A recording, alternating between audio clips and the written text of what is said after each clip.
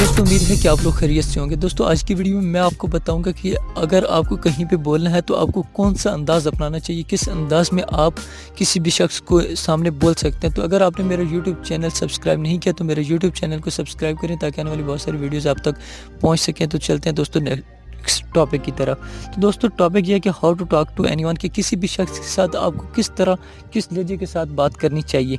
तो सबसे पहले पॉइंट ये है कि अवॉइड फिजिट, कि आपको इज़्तिराब और बेचैनी से बचना चाहिए। अगर तो आप बेचैन हैं किसी भी वजह से, आप सैडनेस आपके फेशियल एक्सप्रेशन पर मौजूद है, तो यकीनन इससे ये होगा कि आप किसी भी शख्स के सामने कोई भी बात कर रहे होंगे तो वो आपकी बात को अच्छी तरह स्टैंड नहीं कर पाएगा कि आप किस अंदाज से किस तरह से मुझसे बात कर रहे हैं। तो आपको अपनी बात करने के लिए सबसे पहले अपनी बेचैनी से निकलना होगा।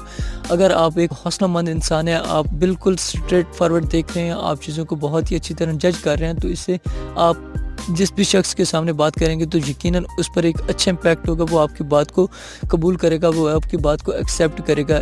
बाज़ औक़ात ऐसे होता है कि इंसान जब भी बोल रहा होता है, जब भी किसी से बात कर रहे होते तो लोग आपकी बातों की तरफ अहमियत नहीं देते। उसकी वजह ये होती है कि आप एक उस काम के लिए नहीं बने होते जिस काम के लिए करने के लिए आपका कोई अंदाज़ होता है। आप उस तरह का लहजा नहीं अपनाते कि लोग आपकी बातों की तरफ माइल हो। तो किसी भी शख्स को माइल करने के लिए, अपनी बातों की तरफ लगाने के लिए आपको जो है ना इज़्तिराब, इससे अवॉइड फिजिट करना चाहिए कि अपने इज़्तिराब और बेचैनी से निकलना चाहिए।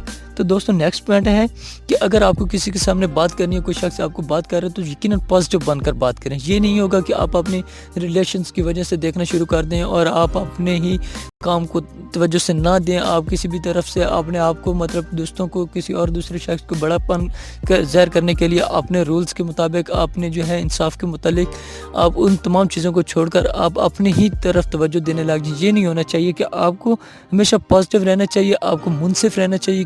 किसी शख्स की कोई भी बात होती है तो आपको उसमें एक दरमियाना जो है रोल अदा करना चाहिए।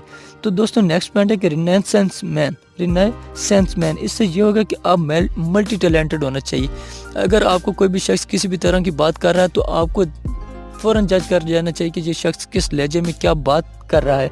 तो उस सिलसिले में आपके पास एक एरियाज ऑफ नॉलेज होना चाहिए कि आपको उस इलाके का, उस जगह का, जिस चीज़ के बारे में बात हो रही है उस चीज़ के बारे में आपको एक नॉलेज होना चाहिए। ये नहीं होना चाहिए कि आप क्रिकेट अच्छी तरह जानते हैं लेकिन क्या होता है कि आप सियासत में पड़ जाएँ, आप पॉलिटिशियंस बन के बैठ जाएँ, तो इससे भी आप अपनी बात की तरफ, अपने आप को, किसी भी शख्स को अपनी तरफ अट्रैक्ट नहीं कर पाएंगे।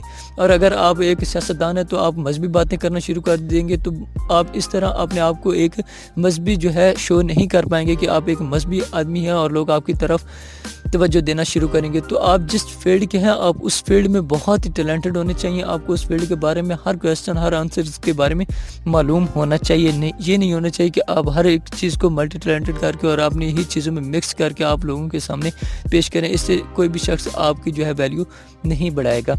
तो दोस्तों नेक्स्ट पॉइंट ये है कि आपको वर्ड डिटेक्टिव होना चाहिए। आपको अपने अल्फाजों का जासूस होना चाहिए कि जब भी कोई अल्फाज बोलता है तो आपको फ़ौरन समझ जाना चाहिए कि ये शख्स किस लिहाज से, किस लहजे में आपसे बात कर रहा है। आपका लहजा क्या है, आप किस तरह से आप लोगों को समझ रहे हैं, कौन सा आदमी कौन से लहजे में आपसे बात कर रहा है। तो आपको लोगों की बातों से समझ जाना चाहिए कि ये शख्स कितनी ही देर बाद बदल जाने वाला है और कितनी ही देर बाद ये आपका साथ देने वाला है।